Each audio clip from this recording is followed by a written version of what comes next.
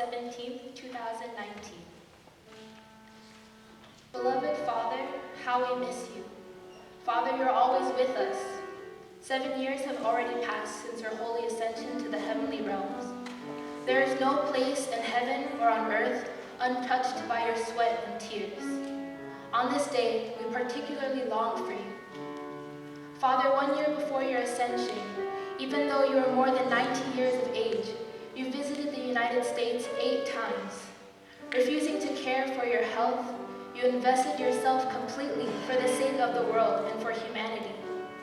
What you had said, once we finish this task and there is little else to do, let us take a short break. It never came true on earth in the end. Father, you worked day and night, and since I lived my life in attendance to you, I did not sleep more than 3 hours a night throughout my life.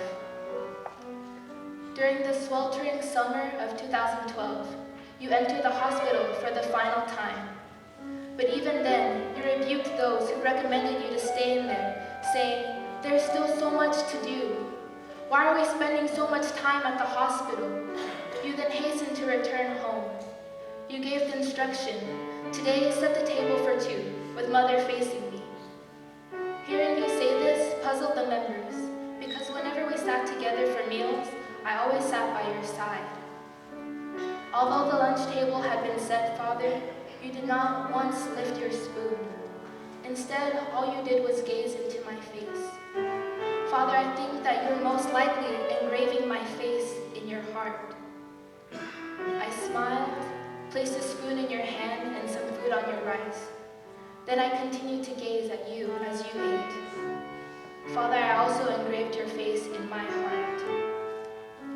The next day, a day when the rays of the sun were particularly strong, you carried an oxygen tank the size of a full-grown person and toured the Cheonggyeong Lake area, beginning with the Cheongshim International Middle and High School. Then after returning to Cheonggyeong, you prayed, "Heaven, please give your blessing. I beseech you to allow me to conclude things." Then you asked someone to bring a voice recorder, and you offered your last prayer with me, saying, "I have completed the mission of the providence of restoration." Then you said, "Mother, thank you. Mother, take good care of everything." Father, despite the difficulty of your condition, you kept saying, "I'm so sorry and so grateful." I held your hand more firmly, looked at you gently, and spoke with a soothing voice, putting you at ease. "Do not worry about anything." Father, you then returned to Heavenly Parent's bosom, and you are resting in Bonhyangwon at the foot of Mount Cheonsong.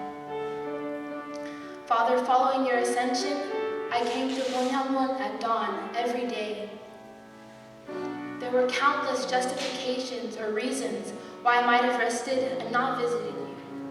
But whether it snowed abundantly in the winter or rained torrentially in the fall, I came to Bonhyangwon each day in those early morning hours.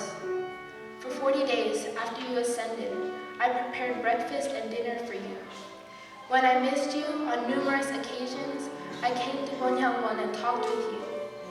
Through those conversations, your thoughts became my thoughts, and my thoughts became yours. Whether the sun beat down, the wind blew, or thunder and lightning suddenly struck, and torrential rain poured down, or whether snow blanketed the land, for 1,095 days following your ascension, I carried on, offering my devotions in remembrance of you. I also retraced the 5,600 kilometers you had traveled from Las Vegas to New York in the United States in the 1970s.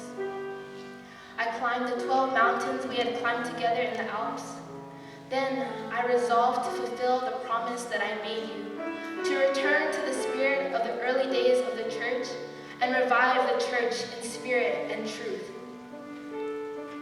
Then on the 3rd anniversary of your holy ascension, I beseeched you to freely ascend to the eternal Bonhyangwon, to attend and comfort Heavenly Parent who had been lonely until then, and to be free from all burdens.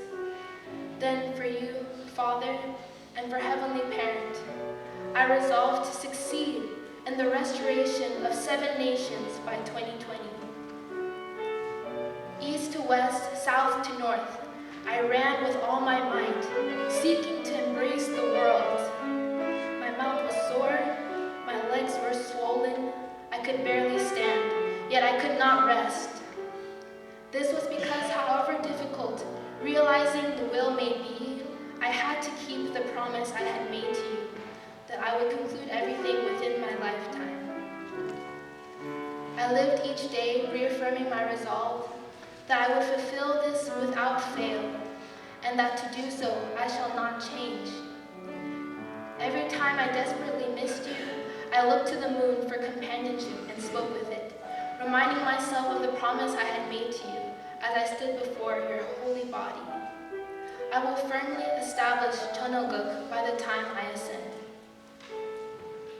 Living this way, 7 years have already passed since your holy ascension. Father, you know, don't you? Following your ascension, I felt lost for words, in a position in which I was the only one remaining.